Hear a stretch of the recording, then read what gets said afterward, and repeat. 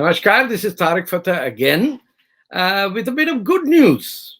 It might not sound that way as it appeared in the newspapers, but the United Arab Emirates has established not just diplomatic relations, but opened the embassy of Israel in the UAE and vice versa.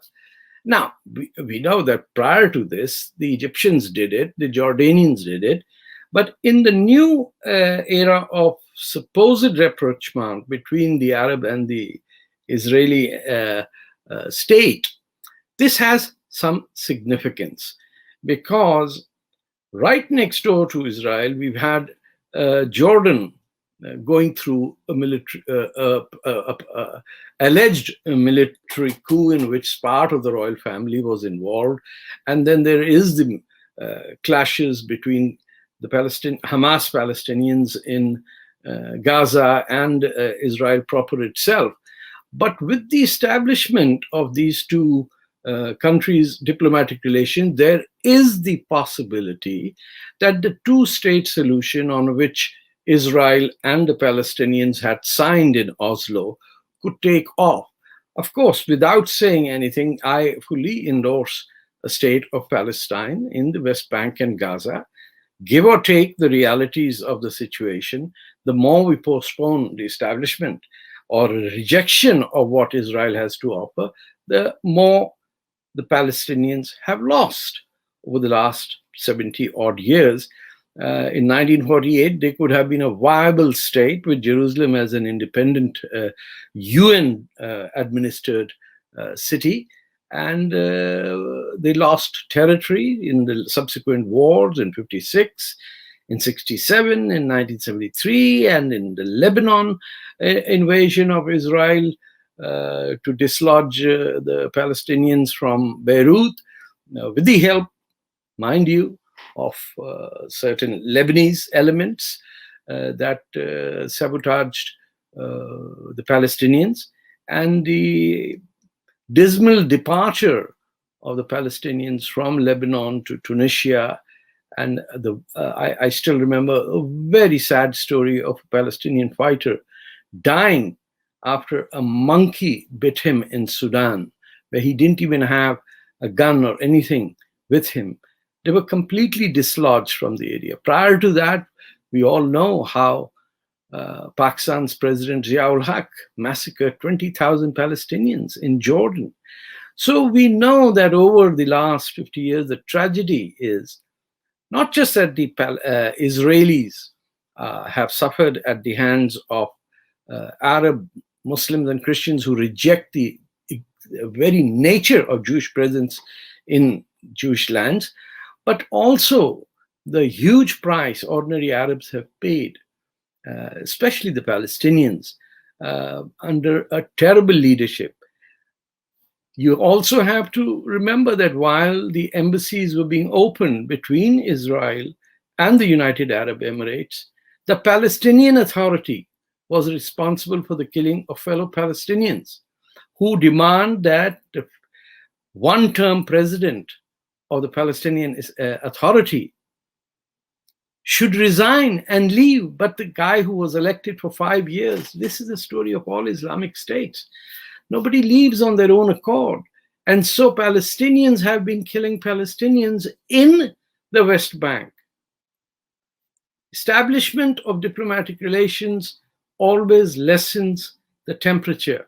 What can take place on the peace table can never be accomplished by war. And we've seen that even after 20 years of American presence in Afghanistan, the score came out, 1-0 in favor of the Taliban. We never dealt with the real issues, and therefore we are left with that. And the overflow is, of course, you now have, Islamic terrorists based in Afghanistan operating in India and Pakistan. Of course, Pakistan does fund and nourish all these terrorists.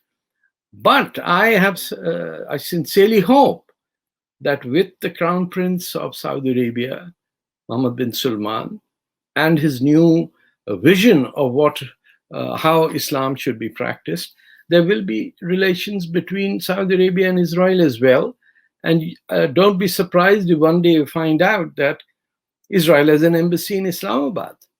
The generals of Pakistan can be bought by anyone. You know, they are actually for rent. So if the pressure is there, they will do it.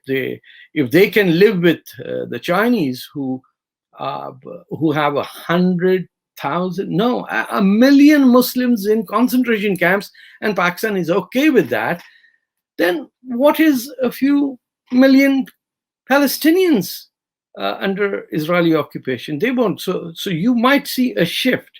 But the fact remains that the lessening of tensions between the Arab and the Israeli will help peace in the region. Let me also add one aspect to this debate, which never comes up because one is committed to be anti-Jewish and anti-Israel if one is a Muslim. The point is that Jerusalem was Jewish territory, at most occupied by the Byzantine Christians. There were no Arabs there till the year 636. That's long after Prophet Muhammad had died. An Arab army under Umar, the second caliph, invaded Jerusalem and occupied it and built the Masjid Aqsa over it. So for goodness sake, we need to understand. And in our religious book, the Quran, it says that we gifted the people of Moses, the Jews, their best of land so that they may take care of it and not leave it. It's not my words. These are words from the Quran, but yet we don't follow it. Hopefully, there are some smart people in the United Emirates. I do think there's a mature leadership, for all its faults over there, that says that war is not the answer. That unless there is recognition that warlike behavior and the promotion of jihadi culture bears no fruit, that's the way. So I hope that viewing this facilitates the creation of the Palestinian state to begin with, because that's the number one issue that needs to be resolved, that India as a country is involved in it because it is the only democratic country, the only place on earth where Muslims who are linked to the Arabs by faith have the right to vote. So nowhere else in the world are Muslims permitted to vote their free conscience except India, or perhaps Israel, because now even in the new cabinet, new government, there is Arab-Israeli in the cabinet. So there is hope and positive things coming from that part of West Asia, Middle East, as people oriented from the West call it, but as Indians and earlier Jawaharlal Nehru called it, as West Asia. It is West Asia. And if temperatures go down there, the role of those who trade in terrorism will go down. Khalid Sheikh Mohammed will not be able to plan 9/11 sitting in Pakistan, and bin Laden will not be able to live in either Sudan or Pakistan. I mean, someone like bin Laden, because even Sudan now has diplomatic relations and a peace effort with the Israeli state. So I just wanted to address this issue and share my feelings that it is a tiny step, but it is a big, big, big leap. I'm sort of copying the terminology of the moon landing, but it is to see the Israeli state function with an embassy in Abu Dhabi or the UAE or wherever it is, and to see an Arab embassy function in Tel Aviv or Jerusalem or wherever they build it. It's good news, and we need to sometimes not look for conspiracies in these developments, but celebrate it as common victory for all of humanity. The more peace there is, the better our brains will be used to solve the bigger problems that confront us of disease, poverty, and uplifting of hundreds of millions of people across the developing world. So with that good news, if there is more, I'll come back to you. Take care. Khuda Hafiz.